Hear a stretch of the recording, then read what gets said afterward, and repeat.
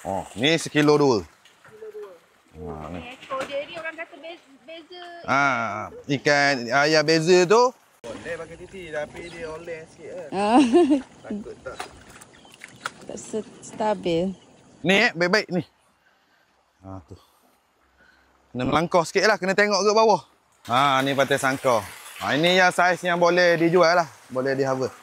Saiz 900 sampai sekilo 2 lah. Masa lebih kurang 7 bulan lah untuk kita harvest.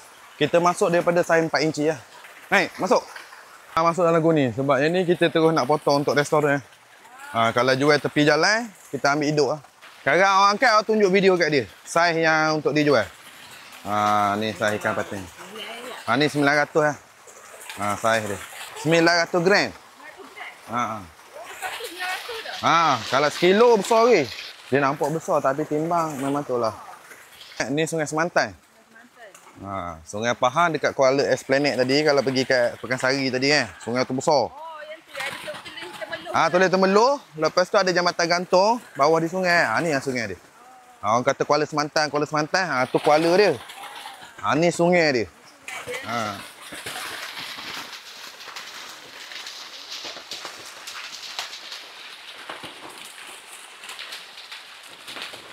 Kita nak jual ni kita puasa.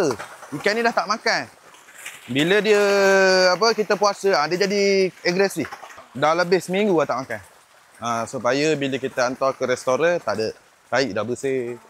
Lepas tu bila kita potong tak kotor ikan. Sebelum jual 3 hari kita puasa.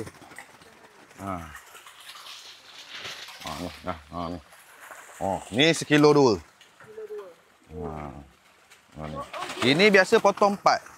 Beza tu, ni lah kalau duduk di sangkar, dia kesan dia kena sangkar. Kena jaring sangkar.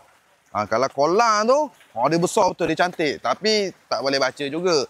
Kadang kalau sangkar, dia tak jadi. Ikan tak banyak. Dia jadi lawak juga ekor ni bila padat, dia jadi macam ni lah. Dah.